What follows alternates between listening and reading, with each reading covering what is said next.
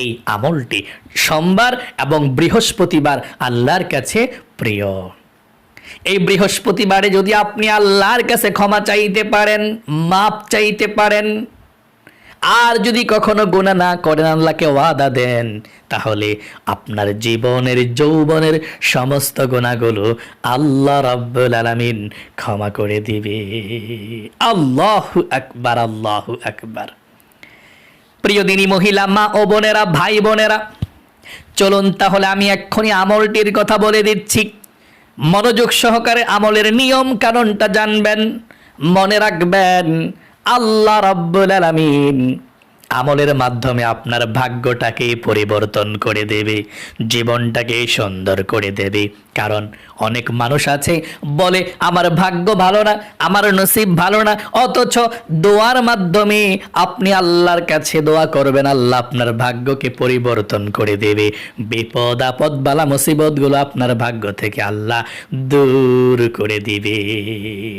আপনারা যারা অভাবের মধ্যে আছেন, আল্লাহ অভাব দূর করবেই করবে ইনশাআল্লাহ।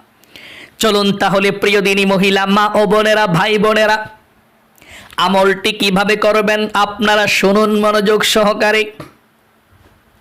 এই আমলটি আপনি বৃহস্পতিবার রাতে অথবা দিনে যেই কোনো সময় করতে পারেন, কোনো সমস্যা নেই।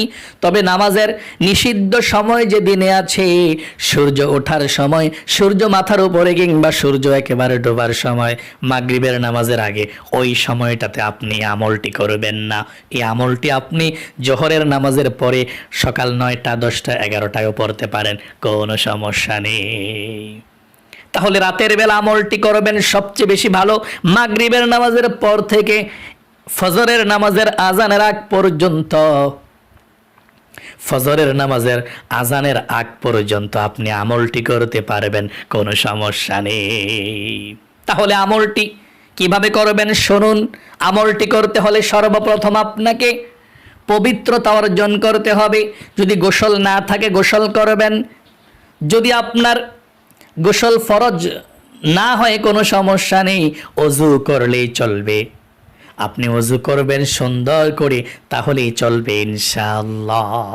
গোসল ফরজ না হলে সমস্যা নেই, শুধু ওযু করলেই চলবে। তাহলে ওযু করে পবিত্রতা অর্জন করবেন। আর ওযুটা কিভাবে করবেন শুনুন। নবীজি বলেছেন, তোমরা ওযু করার প্রথমে বিসমিল্লাহির রহমানির রহিম পাঠ করো।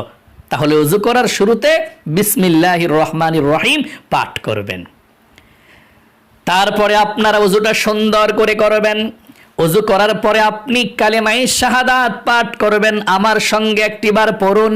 আল্লাহর নবীজি বলেছেন, কালেমায়ে শাহাদাত যদি ওযু করার পরে কেউ পাঠ করতে পারে, আল্লাহ রাব্বুল আলামিন তার জন্য জান্নাতের 8 দরজা খুলে দেওয়া হয়। সে যেই কোনো জান্নাতের দরজা দিয়ে যেই কোনো জান্নাতে প্রবেশ করতে পারবে। আল্লাহু আকবার। তাহলে আমার সঙ্গে একটিবার কালিমায়ে শাহাদাতরা পাঠ করুন।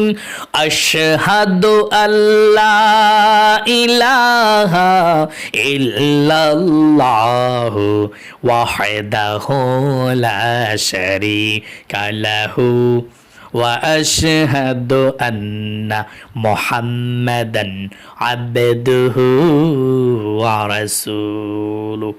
আশা করি সুন্দর করে আপনি পাঠ করতে পেরেছেন। তারপরে আপনি পবিত্র একটি জায়গাতে আমলটি করতে হবে। পবিত্র একটি জায়গাতে আপনি দাঁড়িয়ে যাবেন আমলটি করার জন্য। একটি মুসল্লা বা জায়নামাজ যেটাই বলেন, দাঁড়িয়ে যে নামাজ পড়ে একটা কাপড় আপনি বিছাবেন, মুসল্লা বা জায়নামাজ বা কাপড়। সেই জায়গাতে পবিত্র হয়ে আপনি দাঁড়িয়ে 2 রাকাত প্রথমে নফল নামাজ পড়বেন। একদম সহজ নিয়মে আপনি যেই কোনো সূরা দিয়েই এই 2 রাকাত নফল নামাজ পড়তে পারেন। আপনার যেই কোনো সূরা মুখস্থ আছে সেটা দিয়ে পড়তে পারেন। মানে প্রথম রাকাতে আলহামদুর পরে, সূরাটার পরে আপনি আলাম তার অথবা ইলাফি কুরাইশ বা যেই কোনো সূরা আপনি পড়তে পারেন। দ্বিতীয় রাকাতে আপনি সূরা ফাতিহার পরে যে কোনো একটি সূরা পড়তে পারেন, কোনো সমস্যা নেই ইনশাআল্লাহ। তাহলে আপনি 2 রাকাত নফল নামাজ প্রথমে আদায় করবেন। আপনি নিয়তটা এভাবে করবেন, আমি কিবলামুখী হয়ে 2 রাকাত আমি কিবলামুখী হয়ে 2 রাকাত নফল নামাজ আদায় করছি, আল্লাহু আকবার, এভাবে আপনি নিয়তটা করবেন। মানে আমি কিবলামুখী হয়ে 2 রাকাত নফল নামাজ আদায় করছি, আল্লাহু আকবার, এভাবে আপনি নিয়তটা করে 2 রাকাত নফল নামাজ আদায় করবেন ইনশাআল্লাহ। তারপরে আপনি পবিত্র সেই জায়গার মধ্যে বসে গিয়ে সর্বপ্রথম 1 নম্বরে 11 বার নবীজির প্রেম ভালোবাসা মনের মধ্যে নিয়ে দুরূদ শরীফ পাঠ করবেন। 11 বার দুরূদ শরীফ পাঠ করবেন। যেই কোনো দুরূদ শরীফ পাঠ করতে পারেন, কোনো সমস্যা নেই। আপনার যেই দুরূদ শরীফটা মুখস্থ আছে সেটা পড়লেই চলবে, প্রথমে 11 বার। তাহলে কোন ছোট দুরূদ শরীফটা পড়তে পারেন আমি বলে দিচ্ছি। যদি একেবারে ছোট দুরূদ শরীফ পড়েন, যেমন সাল্লাল্লাহু আলাইহি ওয়াসাল্লাম, প্রথমে আপনারা 11 বার পাঠ করবেন। নবীজি বলেছেন 11 বার দুরূদ শরীফ পাঠ করলে 110টা রহমত আল্লাহ নাজিল করে এবং 110টা নেকি আল্লাহ আপনার আমলনামার মধ্যে লিখে দেয় এবং 110টা গুনাহকে আল্লাহ আমলনামা থেকে কেটে দেয়। তাহলে অবশ্যই 1 নম্বরে 11 বার দুরূদ শরীফ পাঠ করবেন, যেমন সাল্লাল্লাহু আলাইহি ওয়াসাল্লাম। এই দুরূদ শরীফটি পাঠ করলেও চলবে। 2 নম্বরে জীবনের সমস্ত গুনাহগুলো ক্ষমা হওয়ার জন্য 11 বার আপনি ইস্তিগফার পাঠ করবেন। এই 11 বার ইস্তিগফার পাঠ করার কারণে আল্লাহ রাব্বুল আলামিন আপনাকে 5টি পুরস্কার দান করবে।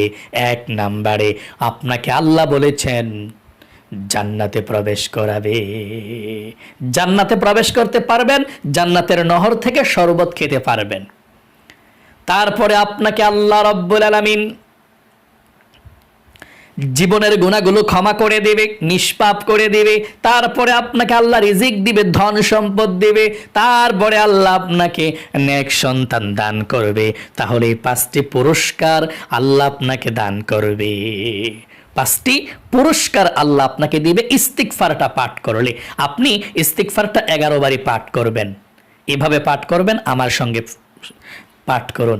আস্তাগফিরুল্লাহ ওয়া আতুবু ইলাইহি, আস্তাগফিরুল্লাহ ওয়া আতুবু ইলাইহি, আস্তাগফিরুল্লাহ ওয়া আতুবু ইলাইহি। 3 নম্বরে 100 বার কালেমায়ে তয়্যিবা পাঠ করবেন। আল্লাহর আরশে আজিমের নূরের খুঁটি হেলতে থাকবে, দুলতে থাকবে।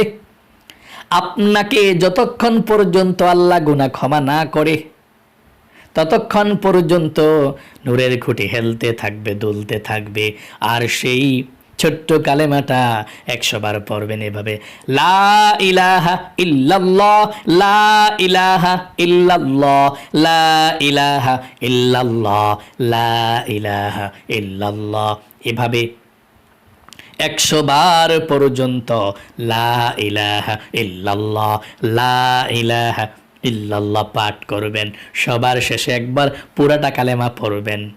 100 বার কালেমাটা পড়ার পর সবার শেষে পুরোটা পড়বেন এভাবে, লা ইলাহা ইল্লাল্লাহু মুহাম্মাদুর রাসূলুল্লাহ সাল্লাল্লাহু আলাইহি ওয়াসাল্লাম। 4 নম্বরে আপনি এই আল্লাহর নামটি পাঠ করবেন। আল্লাহ আপনাকে রিজিক দিবে, ধন সম্পদ দিবে, অভাবকে দূর করবে। রিজিকের দরজা আপনার জন্য আল্লাহ খুলে দিবে। আপনি 21 বার পাঠ করবেন, ইয়া রাজ্জাকু ইয়া আল্লাহ, ইয়া রাজ্জাকু ইয়া আল্লাহ, ইয়া রাজ্জাকু ইয়া আল্লাহ। এভাবে 21 বার পর্যন্ত পাঠ করবেন। আল্লাহ আপনাকে রিজিক দিবে, ধন সম্পদ দিবে, অভাব অনটনগুলো আল্লাহ দূর করে দিবে। 21 বার পর্যন্ত আপনি এই আল্লাহর নামটি ইয়া রাজ্জাকু ইয়া আল্লাহ, ইয়া রাজ্জাকু ইয়া আল্লাহ পাঠ করবেন। 5 নম্বরে এরপর আপনি আল্লাহ রাব্বুল আলামিনের আরেকটি নাম আপনি 21 বার পাঠ করবেন। আর এই দোয়াটি পাঠ করলে আল্লাহ বলেন আমি তোমার হয়ে গেলাম, আজকে যা চাইবা তুমি আমার কাছে তা পেয়ে যাইবা। আল্লাহু আকবার। আর সেই ছোট্ট দোয়াটি হলো, আমার সঙ্গে পড়ুন, ইয়া যাল জালালি ওয়াল ইকরাম, ইয়া যাল জালালি ওয়াল ইকরাম, ইয়া যাল জালালি ওয়াল ইকরাম।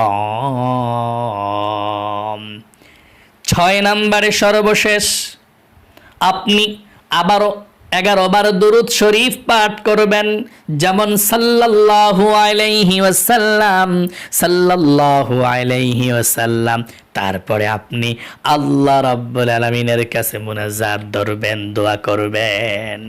প্রিয় দিনী ভাই এবং মহিলা মা ও বোনেরা, আমি আবারও সংক্ষিপ্তভাবে আপনাদেরকে দোয়াগুলো বলে দিচ্ছি। 1 নম্বরে আপনি 2 রাকাত নফল নামাজ পড়ার পর 1 নম্বরে পবিত্র জায়গাতে বসে গিয়ে 11 বার দুরূদ শরীফ পাঠ করবেন, যেমন সাল্লাল্লাহু আলাইহি ওয়াসাল্লাম হলেও চলে এই দুরূদ শরীফটা। 2 নম্বরে 11 বার ইস্তিগফার পাঠ করবেন, যেমন আস্তাগফিরুল্লাহ ওয়া আতুবু ইলাইহি।